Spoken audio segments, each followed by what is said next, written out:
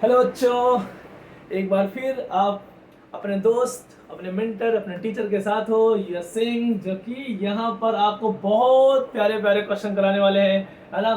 Advance 2022 में आया हुआ एक बहुत प्यारा सा क्वेश्चन जो कि ऑर्गेनिक केमिस्ट्री का है, लेकिन यहाँ पे भी मोल कॉन्सेप्ट का यूज हुआ है। मोल कॉन्सेप्ट एक ऐसा चैप्टर है बेटा, पहला चैप्टर क्लास 11 का, the basics of the chemistry, है ना, जो कि यूज होता है ऑर्गेनिक केमिस्ट्री के बहुत प्यारे प्यारे क्वेश्चंस में। जे एडवांस 2022 में क्वेश्चन देखो, है तो ऑर्गेनिक केमिस्ट्री का क्वेश्चन, लेकिन उसमें भी आपका क्या हुआ है, परसेंटेज ऑफ यील्डिंग यूज हुई है। Yield ABCD are given in the parenthesis आपका दिया हुआ है यहाँ पे 80% यील्ड है, 50% यील्ड है, 50% है, 100% है, और फिर पूछा है कि फाइनली कितना ग्राम बनेगा, ये वो, है ना, बहुत सारी चीजें हैं। लेकिन बेटा क्वेश्चन तो लग रहा है कि बहुत टफ होगा, लेकिन देखते हैं क्या होता है ना। तो बहुत सिंपल सा क्वेश्चन है, पहली बात ध्यान सुन लो, क्वेश्चन तो बहुत सिंपल है। मैंने कहा ना, advance is the miscellaneous of basics, advance is a hybrid of basics. Advance जो एग्जाम है ना बेटा, वो बेसिक्स का हाइब्रिड है। आप कितने छोटी छोटी चीजें उसमें जोड़कर एक बड़ी चीज बन जाती है। देखो अब यहाँ पे, है ना, क्वेश्चन टफ नहीं होता है। मैं आपसे हमेशा एक बात कहूंगा कि 2 लाइनें आपके लिए, कि कोशिश कर हल निकलेगा, आज नहीं तो कल निकलेगा। अर्जुन के तीर सांसद, कोशिश कर हल निकलेगा, आज नहीं तो कल निकलेगा। अर्जुन के तीर सांसद, मरुस्थल से भी जल निकलेगा, है कि नहीं? बात सही है कि नहीं, बोलो बेटा। तो क्वेश्चन पे आते हैं, क्वेश्चन करते हैं यहाँ पर। If the reaction given below is carried out with the 15 moles, okay. तो यहाँ पे की पॉइंट है कि 15 मोल्स ऑफ एसिटिलीन, एसिटिलीन मतलब आपका हो गया इथाइन, है ना, एसिटिलीन, एसिटिलीन के 15 मोल लिया गया है। बोला गया the product D is formed, कितना प्रोडक्ट बनेगा, डी डी कितना बनेगा, ग्राम में निकालना है, ठीक है, कितना बनेगा इसको निकालना है बेटा, ठीक है। तो ये 15 मोल है, इनिशियली ये लिया गया है, आयरन ट्यूब रेड हॉट से पास कराया गया, और यहाँ से ए मिला है जो कि 80% है यील्डिंग का। और फिर उसके बाद क्या कराया गया है, यहाँ पर एक बोलो RCl है और AlCl3, मतलब पक्का फील आ रहा है कि फ्रिडल क्राफ्ट रिएक्शन है यहाँ पर, क्योंकि RX और AlCl3 है, याद करो, फ्रिडल क्राफ्ट रिएक्शन यहाँ पे होने वाला है। फिर यहाँ पे इसका जो भी ए आया था उसका 50% निकलेगा यहाँ पे। फिर बोल रहा है कि यहाँ पे जो भी बनने वाला है उसका O2 और H3O+ से रिएक्शन है। ये भी NCERT में है, ये भी NCERT में है। NCERT के बेसिक रिएक्शंस हैं। और देखो यहाँ पे 4 रिएक्शन करने के बाद जो भी बनेगा वो कितना ग्राम बनेगा, मतलब मोल कॉन्सेप्ट तो आ गया, मोल कॉन्सेप्ट तो आ गया, है ना, कितना ग्राम बनने वाला है, साथ में आपको दिया हुआ है एटॉमिक मास ऑफ समथिंग। तो एडवांस बोलता है लो भाई सब कुछ दे दिया मैंने, सब कुछ दे दिया, अब लगाओ, अब लगाओ, लगाओ दिमाग। बेसिक्स रिएक्शन का एक क्या किया है, एक ग्रुप बना दिया है, अब लगाओ क्वेश्चन। तो ध्यान से देखिए बेटा, बहुत शानदार क्वेश्चन है। सबसे पहले हम शुरुआत करते हैं कि एसिटिलीन हमारे पास है, एसिटिलीन हमारे पास है, और एसिटिलीन से क्या क्या बनने वाला है, यहाँ पर देखो आप, एसिटिलीन से क्या बनने वाला है। पहले ए क्या बनेगा, कितना बनेगा, इसको देखते हैं आप। तो पहला रिएक्शन लिखते हैं हम लोग, एसिटिलीन लेते हैं, सिंपल सा 11 क्लास का हाइड्रोकार्बन का रिएक्शन, हाइड्रोकार्बन का रिएक्शन है। यहाँ पे आयरन, यहाँ पे हीट है क्योंकि आयरन ट्यूब है, रेड हॉट है, हीट है, आयरन है, हीट है, आप बताओ, यहाँ पे हीट है। 3 मोल ऑफ एसिटिलीन अगर लिया जाए यहाँ पर, तो क्या बनता है, अगर ये बेसिक सा हाइड्रोकार्बन का रिएक्शन है, रिकॉल करो क्या बनता है, बेंजीन का फॉर्मेशन, क्या बनने वाला है, बेंजीन बनने वाला है। तो यहाँ पर 3 मोल अगर हम एसिटिलीन ले लें अगर, तो क्या बनेगा, 1 मोल बेंजीन बनेगा। तो ये हमारा ए हो गया, ये हमारा ए हो गया। अच्छा, कि हम ए पे तो आ गए, चलो बहुत बढ़िया है। पहले हम लोग रिएक्शन को पूरा कर लेते हैं, ए बी सी और डी निकाल लेते हैं, फिर हम 80% 50% इस पे आते हैं कि क्या है ये, ठीक है बेटा। तो आपका पहला 11th क्लास का बेसिक NCERT का पहला रिएक्शन, एक आप जानते हो कि हाइड्रोकार्बन में कि एसिटिलीन एथाइन से जो है आप 3 मोल लोगे तो 1 मोल बेंजीन बन जाएगा। बेंजीन का फॉर्मेशन सबको आता है बेटा, सबको आता है, बहुत आसान क्वेश्चन है ना, पार्ट है।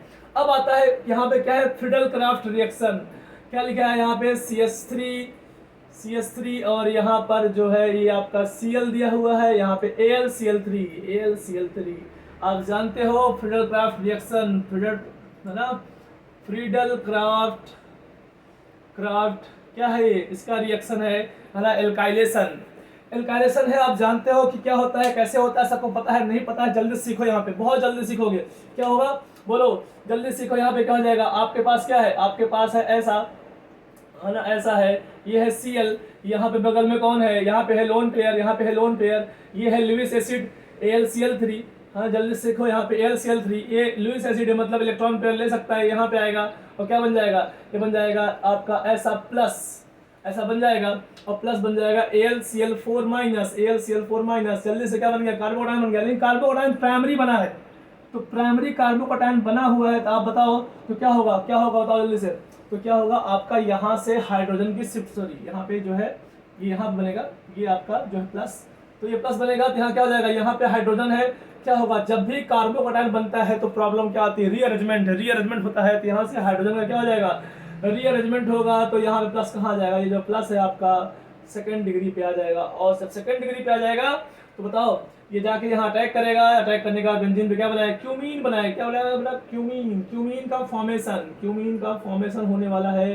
क्यूमीन का फॉर्मेशन होने वाला है, ऐसे जो आपका ये बनने वाला है, क्यूमीन बनने वाला है, तो जो बी बनने वाला है वो क्यूमीन बनने वाला है ना, क्यूमीन है ना, जानते हो आप क्यूमीन, यहाँ पर दो CH3 ग्रुप लगे हुए हैं, क्योंकि रीजन ये था है तो आपका यहाँ पे क्या, यहाँ पे क्या है, यहाँ बना प्लस, प्लस तो यहाँ बना, लेकिन जो प्लस आपका यहाँ बना है primary plus, primary plus carbocation ज्यादा स्टेबल कौन होता है, सेकेंडरी, तो कार्बोकटायन आपका सेकेंडरी होता है, इसलिए क्या हो गया, रीअरेंजमेंट हो गया, और ये वाला प्लस कहाँ पहुंच गया, बीच पहुंच गया, और फिर यहाँ से अटैक करेगा बेंजीन पे, तो बेंजीन पे अटैक करेगा, यहाँ पे आपका पाई बॉन्ड, तो क्या बनेगा, यहाँ पे जो आपका फ्लूइड का एसाइलेशन हुआ है, एल्काइलेशन हुआ है, तो जो एल्काइलेशन आपका यहाँ पे हुआ है वो क्या होगा, सेकंड डिग्री से होगा, क्या बनेगा, क्यूमीन बनेगा, क्यूमीन बनेगा, ठीक है, बी हमारा बन चुका है, तो क्यूमीन से जो है जब O2 और H2O का रिएक्शन कराते हैं तो बताओ क्या बनता है, क्या बनता है बताओ जल्दी से, O2 और H3O प्लस, मतलब O2 से रिएक्शन कराएं फिर क्या करें, H3O प्लस कर दें, तो क्या बनता है ना, फॉर्मेशन ऑफ फिनॉल, अगर आपको याद हो तो फिनॉल का फॉर्मेशन कैसे करते हैं, एनसीईआरटी में आंसर बेटा,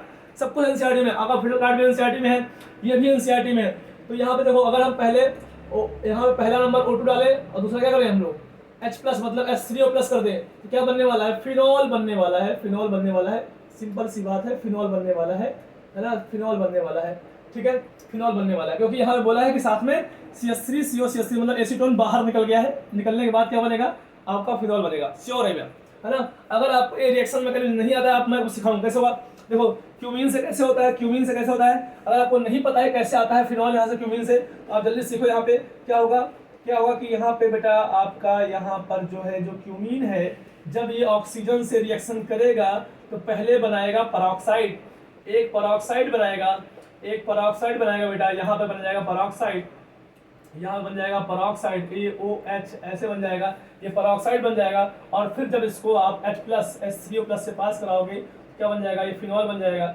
ये फिनॉल बन जाएगा, और साथ में बन जाएगा CH3 CO CH3 मतलब आपका ये बन जाएगा CO CH3 बन जाएगा आपका, ठीक है, ये बन गया आपका, तो बाई प्रोडक्ट आपको निकल जाता है, आपका मेन बनेगा फिनॉल, फिनॉल बन गया क्या, फिनॉल हो गया C, फिनॉल हो गया C।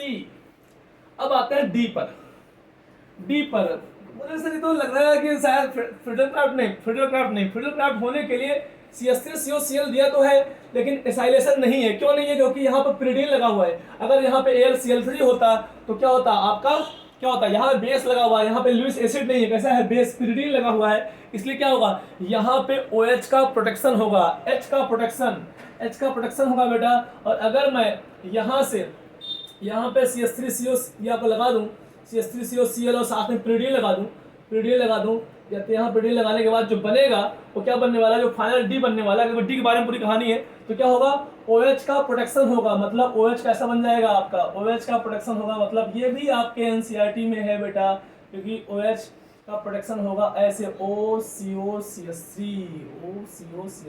ये बन गया डी, अब हमारे पास A आ चुका है, B आ चुका है, C आ चुका है, D आ चुका है, पूछा है D कितने ग्राम बनेगा, ये हो गई ऑर्गेनिक की बात, ये पूरी बात किसकी हो गई, ऑर्गेनिक केमिस्ट्री की, ठीक है, तो ऑर्गेनिक केमिस्ट्री भी बहुत टफ नहीं पूछी है आपसे एडवांस में, बेसिक बातें हैं, एकदम बेसिक एनसीईआरटी के रिएक्शंस हैं। अब कहानी क्यों, जब भी समझ जाना कि देखो ऑर्गेनिक टफ तब होता है जब प्योर ऑर्गेनिक पूछा जाए, यहाँ ऑर्गेनिक साथ मोल कॉन्सेप्ट है तो ऑर्गेनिक टफ नहीं होगा, क्योंकि दोनों मिक्स हैं, यही तो पकड़ना है आपको एग्जाम को, अगर आपने एग्जाम को पकड़ लिया यही तो मजा आ जाएगा आपको। तो देखो यहाँ पे तो क्या होगा, अब दिया है कि 15 मोल, अब आते हैं मोल कॉन्सेप्ट के ऊपर, ठीक है, 15 मोल, एक बात बताओ मोल कॉन्सेप्ट क्या कहता है कि 3 मोल अगर एसिटिलीन है तो 1 मोल क्या बनेगा, बेंजीन बनेगा, 3 मोल अगर एसिटिलीन है तो 1 मोल क्या बनेगा, बेंजीन बनेगा। दिस इज मैं पढ़ाया हुआ स्टोइकोमेट्रिक कोएफिशिएंट वाला तरीका है ना। 3 मोल पे क्या बनेगा, 1 मोल बेंजीन बनेगा। तो कितने मोल हैं, 15 मोल हैं। तो कितने मोल बनने चाहिए थे, 5 मोल बनने चाहिए थे। 3 मोल पे 1 मोल तो 15 मोल पे 5 मोल ये बनने चाहिए थे, लेकिन बना कितना है 80%। तो 5% बनने चाहिए थे, बना कितना 80%। तो 5 का 80% कितना हुआ 4। तो 5 का तो 5 ना बनकर कितना बना, जो आपका बना है ए वो बना है 4 मोल। कितना बना है 4 मोल। तो वो 5 मोल थ्योरेटिकली बनना चाहिए था अगर 100% कन्वर्जन होता तो, लेकिन हुआ कितना है 80% एल्डिंग दिया है तो 5 बनना चाहिए था। तो 5 का 80% कितना हुआ 4। बात समझ में आई क्या। फिर देखो अब अगले केस में क्या बोला है कि जो भी यहाँ ए बना है उसका कितना बना है 50%। तो 4 मोल बना था, इसका 50% बना हुआ है। मतलब क्या हुआ, एक पे एक बन रहा है तो 4 मोल का 4 मोल बनना चाहिए था, लेकिन बना कितना 50%। देखो 1 मोल पे 1 मोल बन रहा है तो 4 मोल पे 4 मोल बनना चाहिए था, लेकिन बना कितना है 50%। जो भी है 50% मतलब क्या 4 मोल का 50 कितना हो गया 2 मोल। तो बी कितना बना आपका 2 मोल बना। ठीक है, तो बी बना आपका 2 मोल। अब आए कहानी फिर से है कि बी से सी कितना बना। तो 1 मोल पे 1 मोल फिनॉल क्यूमीन से 1 मोल क्यूमीन से 1 मोल फिनॉल बनता, 1 मोल क्यूमीन से 1 मोल फिनॉल बनता। लेकिन क्या हो रहा है 2 मोल पे 2 मोल बनता, लेकिन बन कितना रहा है फिर से कितना आया 50%। मतलब 2 मोल बनता उसका 50% मतलब कितना हुआ 1 मोल। तो सी कितना बना, सी आपका बना 1 मोल। सी कितना बना 1 मोल। अब आते हैं डी पे। तो डी में बेटा क्या है 100% है। 1 मोल पे 1 मोल बनता तो 100% है, मतलब कितना बनेगा 1 मोल है, कितना बनेगा 1 मोल ही बनेगा। तो यहाँ पे जो फाइनली हमारा बना है वो 1 मोल बना है। तो जो हमारा पास जो फाइनल डी पूछा है कि डी कितना ग्राम बनेगा, product D formed in the gram, वो कितना बन रहा है 1 मोल बन रहा है। तो एक बात बताओ, ग्राम निकालना है, मोल दिया हुआ है, मोलर मास से मल्टीप्लाई कर दो, कितना आसान काम है। क्या होगा मोलर मास इसका, काउंट कर लेते जल्दी से, क्या होगा जल्दी बताओ, जल्दी से बताओ क्या होगा। तो यहाँ पर अगर मोलर मास में काउंट करूँ तो आप देखो क्या आ जाएगा। यहाँ पे क्या लिखा हुआ है 1 2 3 4 5 6 7 8 कार्बन है C8। H काउंट करते हैं 5H यहाँ पर है, 5 + 3 H भी कितना है 8 है। ठीक है, और कितने O है 2 O है O2 काउंट कर लो। 12 × 8 प्लस 8 × 1 प्लस 16 × 2 कितना आ गया 96 प्लस 8 प्लस 32 कितना आ गया, ये कितना ग्राम आ गया। तो ये आ जाएगा आपका ये 40 हो गया 136 कितना आ गया 136 ग्राम। तो अब बताओ ये हो गया मोलर मास। तो 1 मोल है, 1 मोल में मोलर मास कितना हुआ 136 ग्राम। 1 मोल का मास कितना हुआ 136 ग्राम। तो आपका जो फाइनल आंसर आएगा 136 ग्राम। आपका जो फाइनल आंसर आएगा कितना आएगा 136 ग्राम। तो बेटा यहाँ पे मैंने पहले बोल दिया जब भी क्वेश्चन जो है फिजिकल केमिस्ट्री और साथ में ऑर्गेनिक केमिस्ट्री मिक्स होके आएगी तो ऑर्गेनिक वाला पार्ट बेसिक रिएक्शंस है, मल्टीपल रिएक्शंस हैं, उसी में परसेंटेज आप यील्डिंग लगा दी है और फाइनली पूछ लिया है ग्राउंड। बच्चे डर जाते हैं कि सर कैसे क्वेश्चन बना दिया मोल और ऑर्गेनिक का मिक्स करके। ठीक है, आई होप आपको मजा आया होगा बेटा। हम लोग मिलते रहेंगे, ऐसे बहुत सारे क्वेश्चन है, ये लेटेस्ट क्वेश्चन है, मतलब हमें तरीका समझना है कि जेईई एडवांस है ना कैसे क्वेश्चन बनाता है। ठीक है, तो मिलते हैं नेक्स्ट क्वेश्चन में, बाय बाय।